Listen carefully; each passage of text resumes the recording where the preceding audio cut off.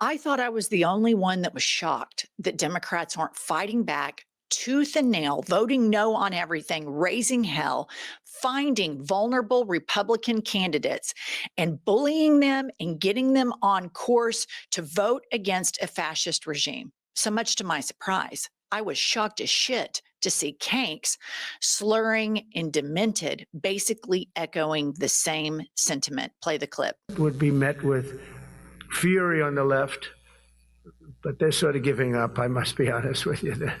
They've had it. They've had it with Trump. They've been after me for so many years now. Here we are. Here we are. Come to the White House anytime you'd like.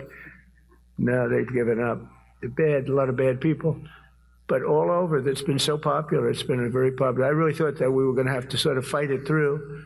There's been no fight. There's been no fight. And you know what? He's right. He's exactly right. I thought he would be met with fury on the left. I thought it would be resistance across the board.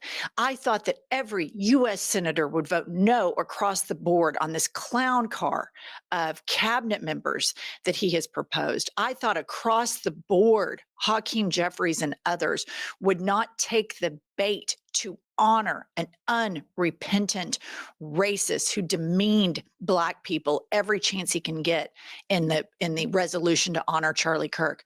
But instead, they play patty cake with fascists because they're beholden to the same corporations that helped elect this dipshit who, by the way, is standing there talking to a bunch of military generals.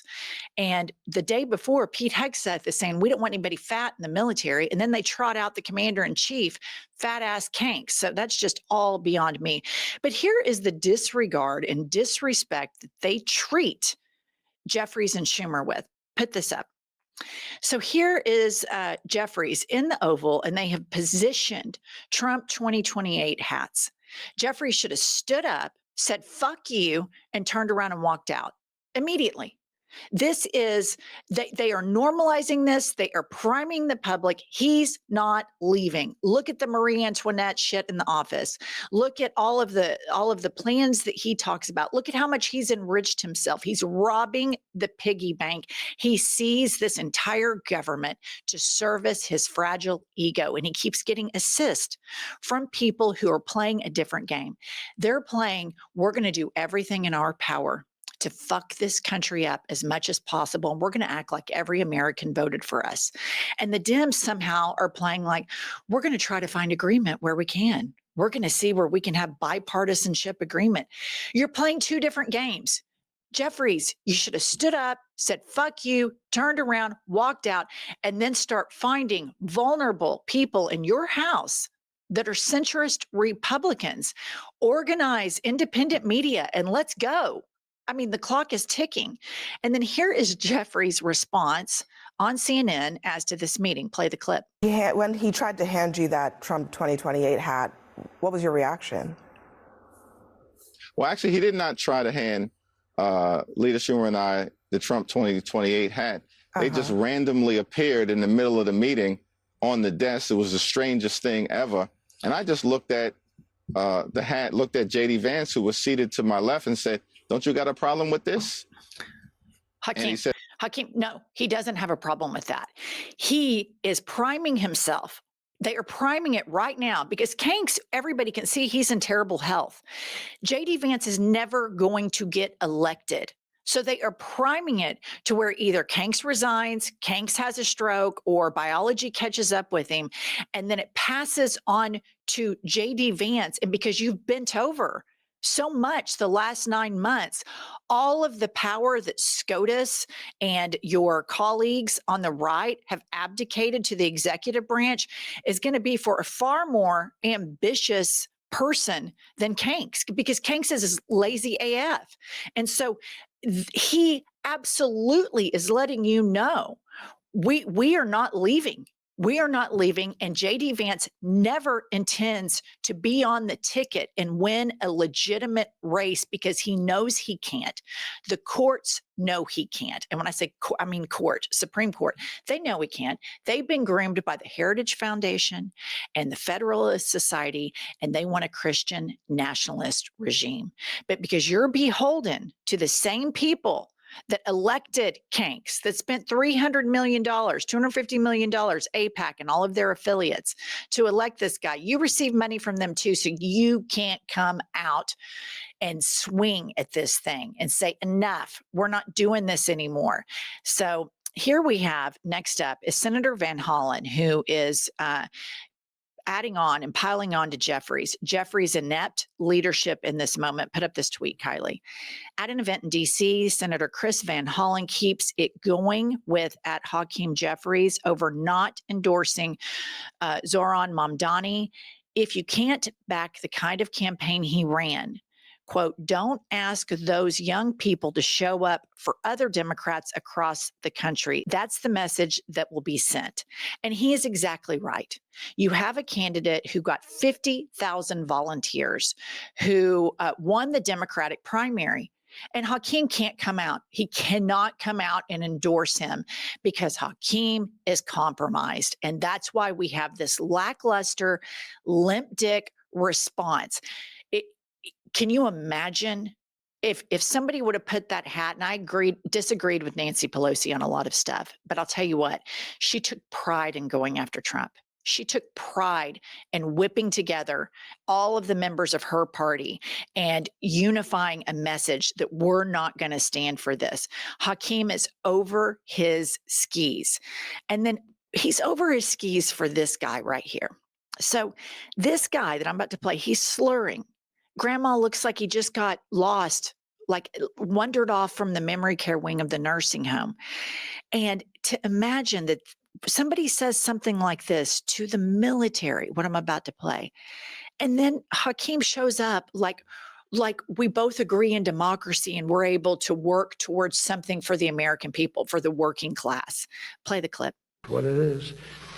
Only in recent decades did politicians somehow come to believe that our job is to police the far reaches of Kenya and Somalia while America is under invasion from within. We're under invasion from within.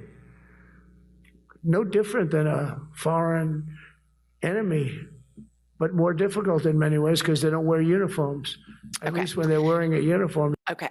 This is where Hakeem should have a press conference and start calling him a fascist. Say, play the clip, play the clip. What he is talking about to the United States military is buckle up, buttercups. You're going to go fight Americans. This is fascism. This is Hitler-esque. And the Democratic leadership needs to use the words that the administration is trying to make illegal. They're doing fascist shit. Call out the fascist shit. Call out the Supreme Court for enabling fascist shit and quit fucking around, for God's sakes. Here's another clip of Kanks. Off his rocker, he always says this crazy shit. And I'm going to play this for you because this is who the Democrats are trying to negotiate with. Number one, he's a fascist. And when he's not being a fascist, he just freeballs and says stupid shit like this to people who have devoted their lives to serving in the military with integrity and decorum and decency and believe in code and honor and all of that stuff. Kank stands in front of all of these career people after his Secretary of Defense calls them all fat. And then this fat ass trots out and then he says shit like this. The Second World War, they were freighters and different types, but we were doing a ship a day. And now we don't do ships. And I'm not a fan of some of the ships you do. I'm a very aesthetic person, and I don't like some of the ships you're doing aesthetically. They say, oh, it's stealth. I say, that's not stealth. An ugly ship is not necessary in order to say. Clearly he's frail. Clearly he's demented. And for him to sit there and say he's an aesthetic person when he can't blend his makeup, when he can't tailor his suit, when he's got bruises all over his hands, when he's got cankles that are as wide as the Mississippi, and he has completely ruined the Oval Office. He ruined the Rose Garden just by putting out concrete tiles with umbrellas. And he thinks he's an aesthetic person. That's rich. But furthermore, this is not a serious conversation. You don't like the way a stealth ship looks? Shut the fuck up. That is not what the military is about, making beautiful ships, but that's how asinine and regressive and emotionally stunted this administration is. And the Democratic leadership, Hakeem and Chuckles, if you cannot rise to the moment, it's fine. Step aside and let some other fighters stand up that will rally the base, that will rally centrist Republicans, that will allow a position for the people to start applying pressure on titans of industry like we did ABC. And then ABC in turn applied pressure on Sinclair Broadcasting. This is the moment. This is the moment to do it. And it's so easy to draw a stark contrast in this guy. I mean, this is the shit that he says. It is a layup. So quit fucking around and let's start fighting for democracy. We'll be back later with more news today, and we'll see you soon.